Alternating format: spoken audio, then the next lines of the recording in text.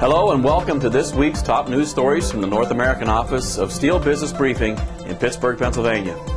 Market sources tell SBB the U.S. scrap market may have hit bottom last week as prices are not only beginning to firm but rise. Shredded scrap has pushed up $10 a long ton this week. One Eastern scrap merchant says business conditions should stabilize within the next month, and scrap prices on average seem to have bottomed out. U.S. plate prices, on the other hand, continue to slide this week as many service centers are buying from each other rather than the mills. According to SBB's The Steel Index, the A36 FOB Midwest Mill reference price was $666 a short ton, down $54 week on week. One Southwestern stockist said spot prices are closer to $640 a short ton, while others say they're hearing of isolated deals that are even lower. The Obama administration has apparently changed its mind that China is manipulating its currency. U.S. Treasury Secretary Timothy Geithner, in a report to Congress regarding international economic and exchange policies, said his department did not find that any major trading partner had manipulated its exchange rate to gain unfair competitive advantage.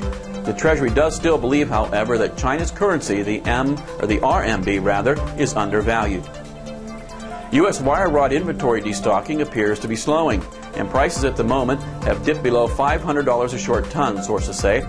However, a turnaround could be in the not-too-distant future.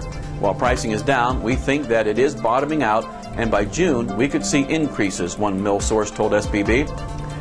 U.S. mills continue to operate well under 50% of capacity last week, but registered a slight uptick in their output from the week before, according to the American Iron and Steel Institute.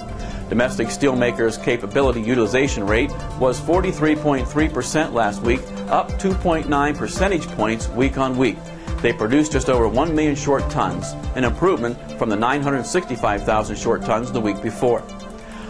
ArcelorMittal is indefinitely idling operations at its Indiana Harbor long carbon facility. The producer issued a warn notice to the United Steelworkers Union and other required stakeholders. About 400 workers, or 8% of the plant's workforce, will be impacted by the move, according to published reports. The layoffs are effective in 60 days. Well, that's this week's headlines from North America. Tune in to SBB next week for more. We'll see you then.